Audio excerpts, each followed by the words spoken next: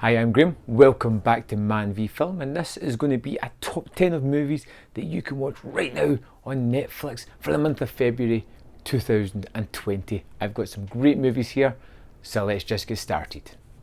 Number 10, True Romance.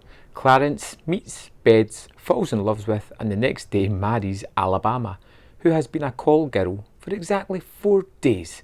Attempting to retrieve a bag of her belongings from her pimp Drexel, they accidentally end up with a suitcase full of the mob's cocaine and run off in Clarence's pink Cadillac to Hollywood, where they hope to sell the coke through the connections of his actor buddy Dick. The mob, of course, is close behind, and they probably won't just settle for getting the dope back. In Tarantino's script, Tony Scott just directs the hell out of this, and it is of course that source material that makes the movie just sing, and there is little flourishes from Scott as well. There are so many fantastic monologues and speeches, none more so than the Christopher Walken, Dennis Hopper face-off as they have this wonderful exchange that is just downright captivating to watch. True Romance is often the forgotten Tarantino one, as it wasn't one he directed, but it is wholeheartedly worth checking out. It's incredibly fun, it's energetic, it's just captivating seeing this romance, and just two great performances from Arquette and Slater. Number 9, Misery. After a serious car crash, novelist Paul Sheldon is rescued by former nurse Annie Wilkes, who claims to be his biggest fan. Annie brings him to a remote cabin to recover, where her obsession takes a dark turn when she discovers Sheldon is killing off her favourite character. As Sheldon devises a plan for escape, Annie grows increasingly controlling, even violent, as she forces the author to shape his writing to suit her twisted fantasies. One of the best Stephen King adaptations stars James Caan and Kathy Bates as pretty much just these two actors throughout the full movie, and it is riveting, captivating. There are two absolutely fantastic performances here. Kathy Bates is just on a different level as this super nice lady who just turns extremely terrifying throughout the movie. This is one of those thrillers that just gets under your skin and will not let go of you. Every time I put it on, I forget how good it is. It's really wonderful, and if you haven't seen it in the longest while, or you've never experienced it, now's the time. Number 8, Blue Ruin.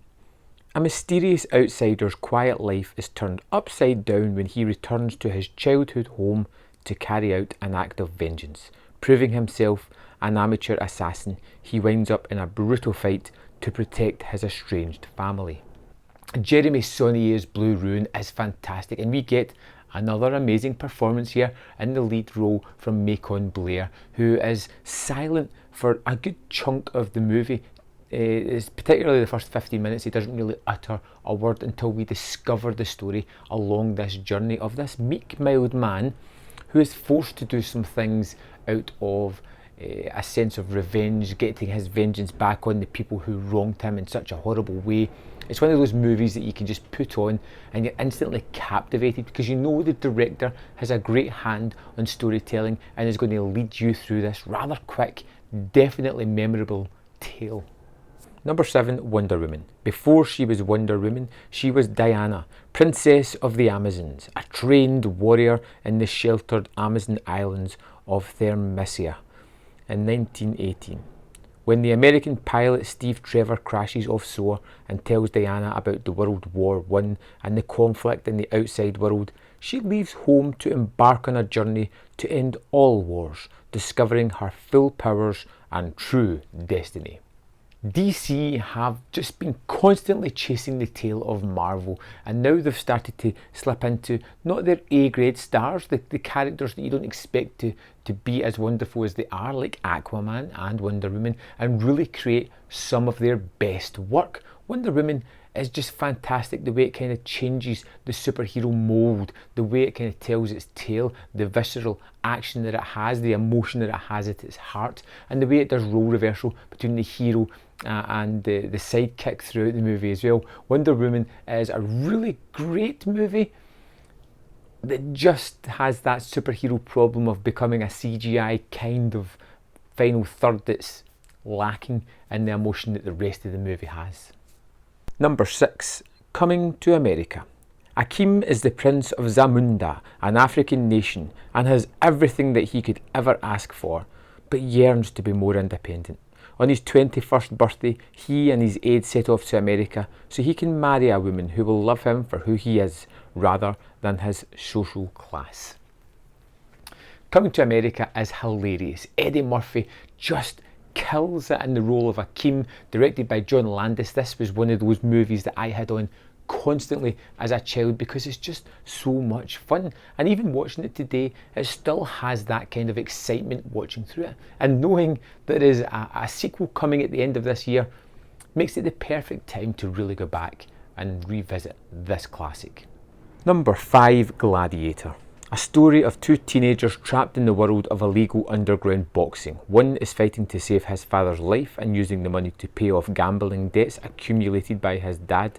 The second is fighting for the money to get out of the ghettos while being exploited by a boxing promoter. The two teens become friends. An explosive ending puts the two friends in the ring against each other in a fight for survival. A really small and kind of forgettable movie. Gladiator was one that I caught on Sky way back in the 90s and just fell in love with it straight away. Brian Dennehy as the kind of unscrupulous boxing promoter that puts these young men against each other for his ill-gotten gains is terrific. The movie has some kind of familiar tropes throughout it, but it has that rousing finale that always cheers me up, makes me punch the air in victory along with one of the main characters, and I just think it is a terrific movie that's never really talked about too much. Number 4. The House. Scott and Kate Johansson are elated to discover their daughter Alex has just been accepted into Bucknell University. However, the town college scholarship programme refuses to fund any more tuitions. Out of options, the couple makes an executive decision to open an underground illegal casino in their friend Frank's basement. Unfortunately, the authorities soon become suspicious. Will Ferrell stars in this comedy classic, I would say. I've watched this several times and I just adore it. I think it's hilarious in all the right ways, and most of that is down to Jason Mantzoukas, the kind of co-star of the movie that has a lot of the best lines and one of the best characters I've seen in movies in the longest while. Not to say that the other two stars, Will Ferrell and Amy Poehler, aren't as great as well. It's just the trifecta of great comedic actors in a movie that is ridiculously funny, and one that you can go back to and revisit, and it's just fun. This was one I saw in the cinema and kind of put away and forgot about until I caught it on streaming services again, and now I've watched it several times and keep recommending it to people. It is so much fun. Number 3. Moneyball. In 2001, General Manager Billy Beane's Oakland A lose to the Yankees in the playoffs, then lose 3 stars to free agency. How can Beane field a competitive team when the A's player salaries total less than the third of the richest teams? To consternation of his scouts, Beane hires and listens to Peter Brand, a recent Yale grad who evaluates players using a statistical approach. Beane assembles a team of no-names who on paper can get on base and score the runs that he needs. I know nothing about baseball. I don't really think you need to. This is a statistician's dream of a movie, as we just watch Brad Pitt's character start to look at the stats and go, this is what I need to succeed, and this is how much money I can pay to get that, and here are the people I want.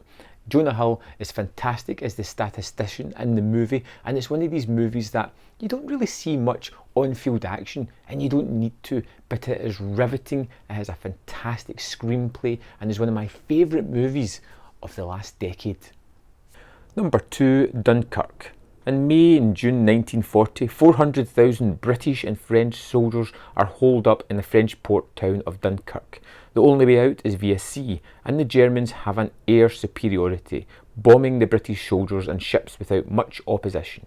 The situation looks dire, and in desperation, Britain sends civilian boats in addition to its hard-pressed navy to try and evacuate the beleaguered forces. Christopher Nolan's wartime tale takes some liberties with its timescale, and I think that's where a lot of the magic lies within this. It's not a movie that's there to really give you an emotional resonance of one character. It tells the story of multiple people over a period of, well, different kind of timescales. You need to watch the movie to really see it. The score's fantastic. It's got some of the most amazing shots that I've seen yet on film, and it is a masterpiece of movie making. Number 1, Long Shot. Fred Flarsky is gifted and a free-spirited journalist who has the knack for getting into trouble. Charlotte Field is one of the most influential women in the world, a smart, sophisticated and accomplished politician. When Fred unexpectedly runs into Charlotte, he soon realises that she was his former babysitter and childhood crush.